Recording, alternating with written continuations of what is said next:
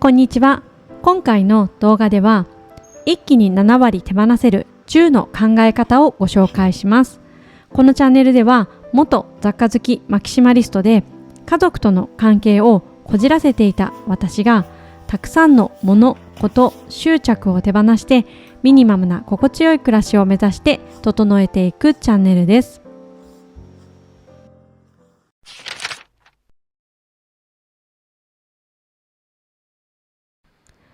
私が実際に物を減らすきっかけになった名言を服を買うなら捨てなさい、嫌われる勇気、フランス人は10着しか服を持たない、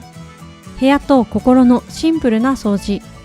この4冊の本からご紹介します。どの言葉も本を読んでいて腑に落ちる内容で背中を押してくれたものばかりです。物を減らすのが苦手だった私でも今では少ないもので好きなものだけに囲まれた満たされた暮らしを楽しめるようになりました。物をなかなか減らせない頃は物を減らすメリットがすっきりとした部屋は居心地がいい、それがメリットだと思っていました。働いていて家にいる時間もあまりなかった私は自分には物を減らすメリットはないと思っていました。けれど実際には物を減らす効果はたくさんあって家にいる時間がない人こそ物を減らす効果も大きいと感じました。物を減らしたい、片付けたいと思いつつもやる気が起こらない方はぜひ最後までご覧ください。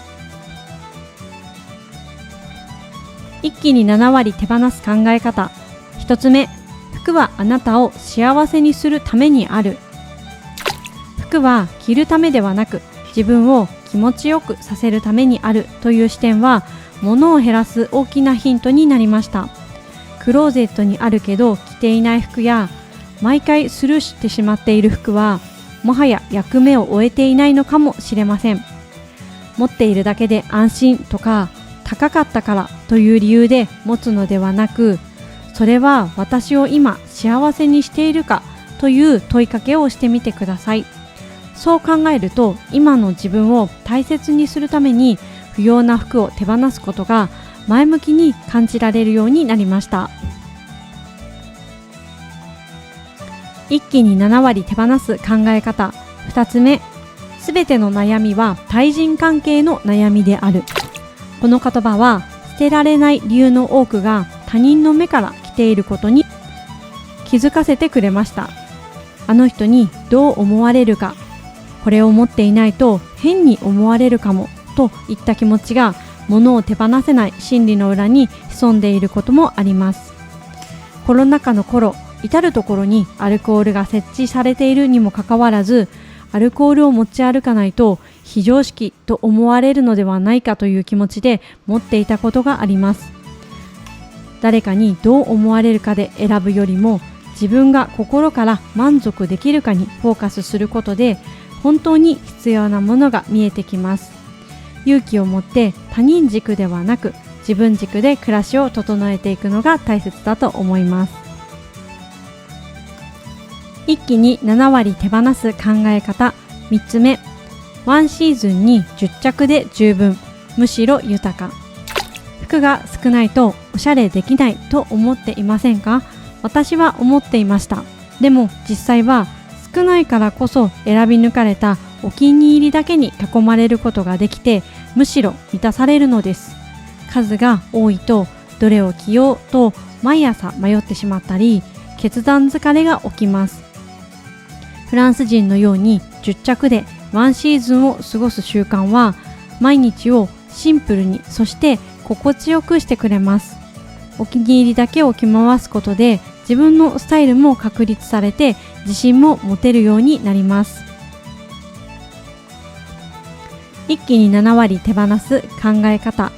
4つ目、シンプルに暮らすことで心のノイズが消える。著者のドミニク・ローホーさんの言葉には、物理的な掃除を超えて精神の浄化のような意味合いがあります。物が多すぎるとそれだけで視覚的な情報が増えて心が疲れてしまいます。だからこそ少しずつでも物を減らすことが心が穏やかになったり、余裕を取り戻す一歩になります。掃除や片付けは単なる家事ではなく、心のメンテナンスにもなっています。忙しい日常の中にこそ整える時間を持つことが、自分を丁寧に大切に扱う習慣にもつながっています。一気に7割手放す考え方。5つ目、安かったからは買っていい理由にはならない。セールや特売につい買ってしまうという方も多いかもしれません。でも安さは買う理由にはなりません。その商品が本当に必要か、自分の生活の中で着るアイテムかどうかが最優先で考えると良いと思います。安かったからと手にしたものが結局使われずに家のスペースを占領してしまうのはもったいないと思います。買い物は安さではなくて自分の行動の基準で選ぶと良いです。買う前にこれは私の暮らしを良くしてくれるかと一度立ち止まって考える習慣を身につけると無駄買いがぐっと減ります。一気に7割手放す考え方。6つ目、承認欲求を手放せば本当の自由が手に入る。私たちは無意識のうちに誰かに認められるために物を持とうとする傾向があります。ブランドのものや流行のアイテム、自慢できそうなもの。でもそれは本当に自分の好きでしょうか？他人からどう見られるかではなくて、自分がどう感じるかを大切にすることで選ぶものも変わってきます。承認欲求から自由になると、自分の価値観に正直な暮らしができるようになります。その暮らしには物はそんなに多く必要ありません。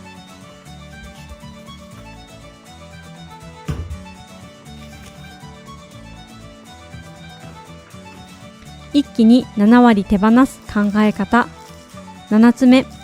おしゃれは引き算で完成する。ついもっと服があればおしゃれになれると思い込みがちですが、本当のおしゃれは引き算で完成します。自分に似合う色や形、素材を理解してそれだけを着る。そうすると洗練された状態につながっていきます。数よりも質や自分らしさを軸にすれば、むやみに服を買い足す必要もなくなります。たくさんの選択肢の中から悩むよりも、限られた中で楽しむ方が実は満足度は高いそうです。少ない服でおしゃれを楽しむことでセンスも磨かれていくと思います。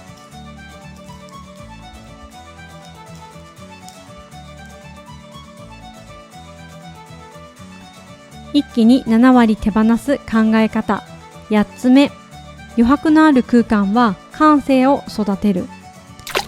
部屋の余白は心の余裕につながります。物がぎっしり詰まった空間よりも少し隙間があるくらいがちょうどいいですよね。そこに風が通ったり光が入って心や時間にも余裕が生まれてきます。著者のドミニク・ローホーさんは、余白があることで感性が磨かれて暮らしに美しさが生まれると語っています。たくさんのものを置いて装飾するのではなくて、あえて置かないことで生まれる美しさがあります。私はその価値に気づかず、物を手に入れることでおしゃれに暮らせると思っていましたが、雑多な空間はおしゃれからどんどん遠ざかっていきました。この本を読んで、余白があるからこそ雑貨が引き立つということに気づかされました。一気に7割手放す考え方。9つ目、おしゃれな人とはダサいものを着ない人。当たり前のような言葉ですが、これで服が好きな私もたくさんの服を手放すことができました。それまではおしゃれになりたいから服を買うという発想でしたが、ダサい服を着なければおしゃれになれるという言葉が腑に落ちて、よそ行きの服や子育てで汚したくなくて取っておいてある服、高かった服、自分に似合っていない服を一気に手放すことができました。ダサい服を買った覚えはないかもしれませんが、年齢や体型の変化、時代の変化で買った時にはおしゃれだったはずの服が自分に似合わなくなって前よりもダサくなってしまうことがあります。おしゃれになりたかったらまずはダサい服を全部捨てましょう。一気に7割手放す考え方10個目。捨てることは自分の価値を再認識すること。捨てると聞くと何かを失うようなネガティブな印象があるかもしれません。でも著者のドミニク・ローホーさんは、捨てることは自分が何を大切にしているかを確認する行為だと語っています。何を選んで何を手放すかはその人の価値観そのものです。だからこそ捨てることは生き方を選び直すチャンスでもあります。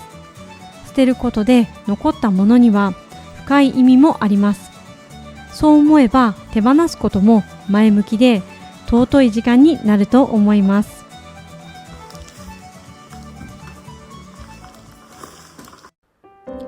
いかがでしたか？今回の動画では